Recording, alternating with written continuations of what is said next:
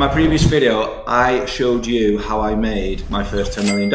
And I also touched upon at the end of the video how I had a product made in China and I was selling over 1,000 units a day of just that one single SKU. And I just thought, wouldn't it be useful for you to show step by step how I did it? And that's what this video is about. Steve Staley here, and I'm here to show you how you can live your best life and be your best self. But before we get started in the video, can you give it a thumbs up? Because it makes a big difference apparently. Thank you. Number one, locate the product you want to sell. Now in my experience, the best place to do this is on the Amazon platform. I'm sure you know this, there's no restriction on the Amazons you can sell. You can literally sell on all of them if you want to. I would have a look at the best selling lines in that department, whatever department you want to sell in. Have a look at what Amazon's best sellers are and your aim, find a product that can be rebranded. The exact same product that someone else is already doing. I guarantee a lot of people will be doing this, will be selling a product. It won't be the best quality, however, it'll be good enough for the general public. Locate a product by going on the Amazon bestsellers page, and I'll leave a link below what the bestsellers page is, and it gives you a list of all these different departments. Every single product that's in a main category on Amazon in the top 100 must be doing very well. In my experience, especially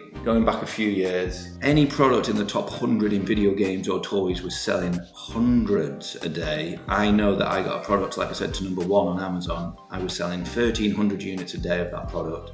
That gives you an idea of what it's like to be in the top 100. You don't need to have loads of products, you just need to have good products that sell. So your aim is to find a product in that top 100, whatever category sector you choose, get it cloned in China, get it rebranded, get it sent over, and beat your competition. That's what this video is about. And for me, for example, because I used to operate predominantly in video games, I'd go straight to the PC and video game section, and I would go through the top 100, and I'd see any third-party peripheral. That could be a gamepad, it could be a cable, a multi-tap, it could be any peripheral gaming related that's doing well. Charger, batteries, anything. But nevertheless, in my experience, I'd probably just avoid electrical appliances altogether. Number two, find the SKU on Alibaba.com. So open up another page on your computer. So you've got Amazon open, you've got Alibaba open. Go down the list of 100 SKUs. Find a product that can be made on Alibaba just by typing the search engine Alibaba. I guarantee you'll see, not all of them, obviously some of them are very unique to that brand, but a lot of products are mass produced and you'll be able to get the exact same product made in China and you just rebrand it as your company name. So go down the products, type it in Alibaba, find the product, and that's a starting point. The problem is, sometimes you'll find a product and go, wow, that is the product on Amazon, it's ranked 56. It's probably selling, I don't know, 100 units a day. This is great. The problem is, when you go onto Alibaba, there might be 6 different suppliers selling it. So you've got to then write to all 6 different suppliers and just get to the point straight away, ask them how much for 1,000 units. Find out which one sells the 1,000 units to you the cheapest, and then start working with them, because they're probably going to be the source and the other ones are going to be resellers of the source. Number 3, negotiate the best prices. Now you're on Alibaba and you've seen your product come in. You've seen a product on Amazon in the top 100. You're like, oh yes, I want to sell that. And then you go on Alibaba and like 5 or 6 different companies are selling that one product. Who do you know to buy from? Well, as a starting point, just send the same email to all of them. Ask them how much for 1,000 units. I will elaborate on some more stuff you can say in a moment, but just by saying that, how much for 1,000 units to all of them, and they'll reply with all their answers and just use the cheapest, because they're most likely to be the source. Right, these are the questions you want to ask them actually to look more pro. Please advise how much for 1,000 units. Please advise you can supply all safety certificates, because usually only the source will have the safety certificates. Please can you let me know how many cartons, how many products you get in a box, the dimensions of the box and the weight of the box, because that'll determine your logistics charges. And they should give you some shipping rates, but you also could get your own rates based on what their answers are. And the other question, can I rebrand the product with my own company logo and my own barcode on the back of the box? And they'll respond with obviously the best price for 1,000 units. They'll say yes to the rebranding, they'll say yes to the barcode, they'll give you the shipping freight charges, and they'll also give you the safety certificates. But they'll know that you're serious straight away, you're not a time waster. And they reply quickly, which is great. So you can literally have a deal done and dusted in 24 hours, no problem. They're not like some UK companies that take ages to respond. They just reply within half an hour, like they're on it. Number 4, get a barcode for your SKU. In the UK, it's a company called GS1, and I'll put a link again below what the website is, but GS1, you can type it into Google and they'll pop up. Basically, GS1 will give you 10 barcodes for 50 quid a year. I believe that's the going rate at the moment. Why do you need a barcode? Well, first of all, you need a barcode for your own warehouse. Second, you need a barcode to list products on different selling platforms. You definitely need a GTIN on Amazon, for example. So you need a separate barcode, and it'll be that barcode that identifies your product all over the world. However, if you're thinking, oh, do you know what? I'm just getting into this for the first time. I'm just going to wing it on one product, see what happens. Yes, you might be able to get away with it. You're going to have to make a fake barcode number up and hope that no one's ever used it before.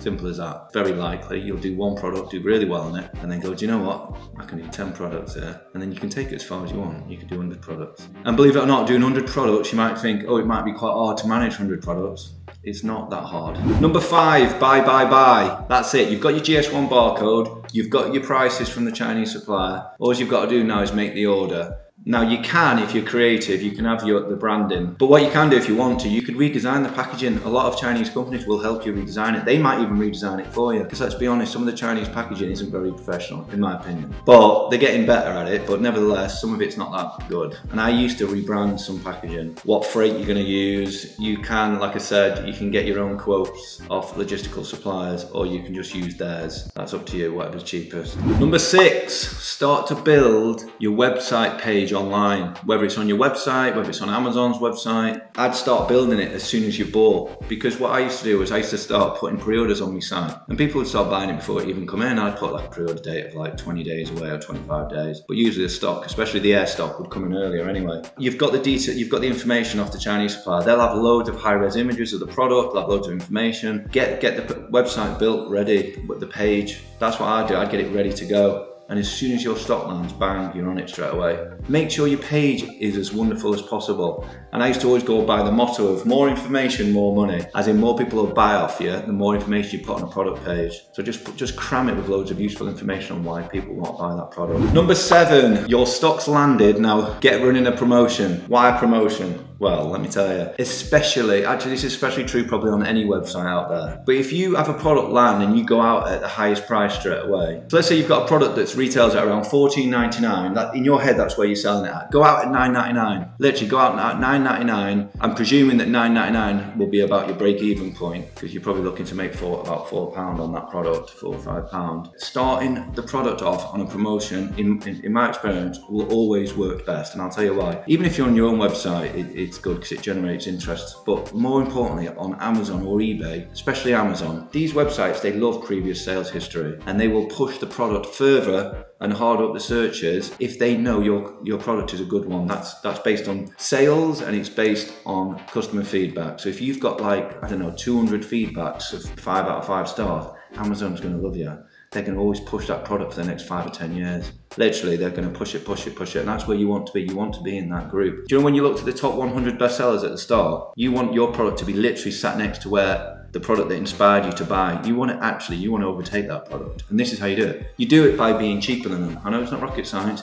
Be cheaper, get all the sales through, get all the product reviews through, get high up on the organic search results on Amazon and eBay. So let's say your inventory comes in, you bought 1,000 units, I'd sell the first 200 at break even, get 200 sales on the board, get 200 sales, and it doesn't matter that you made no money on the first 200, get 200 customer reviews in, and at that point you can raise your price. You can go from $9.99 for example to $12.99 or $13.99. And your product is still going to sell through fast because it's at the previous sales data. But at the start, you need to be drastically cheaper, and people will buy it. But you just got to entice them in at the start and be the cheapest. And also, I guarantee that this is, in my experience, this is definitely true. If you went out, say, with that product that I'm just saying is a perfect example, at $9.99, sell your first 200, then raise your price to 15 quid, $14.99. Over 800 units will sell way quicker at $14.99 than the whole 1,000 would have done at $14.99. It'll give it a massive push. Once you get a product in that top 100 and you can sustain it, you can sell it for ages afterwards. Number 8, rinse repeat with more product SKUs. And obviously, why stop at one product? You've just brought in one product from China, you're like,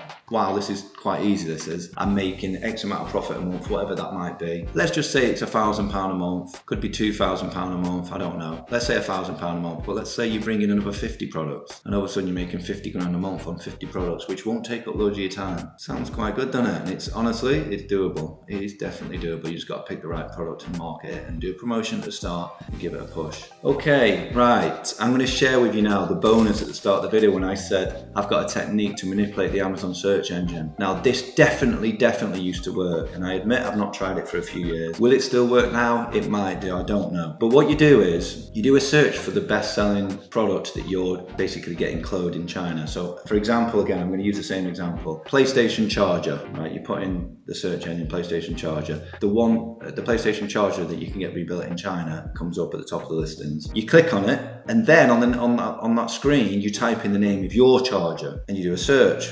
It might come up first, it might come up second, it might come up third, but wherever it comes up, make sure on the next page you click on your product. And you do that about 10 or 15 times a day. Do it quite a lot, because what you're telling to what our computer is seeing there is that anyone that's interested in the best-selling charger is also directly interested in your product. And what Amazon does over time, I've seen this many times, Amazon groups your products together and does a like for like. So even when you go back and type in PS5 charger or PS4 charger, your product will come directly below the other one, the most popular one. And what happens when people see the most popular product and yours below it that's identical, but £5 or £4 or £3 cheaper, those customers are going to go, bang, on your product and buy your product. And that used to definitely work, and I'm guessing it probably still does work.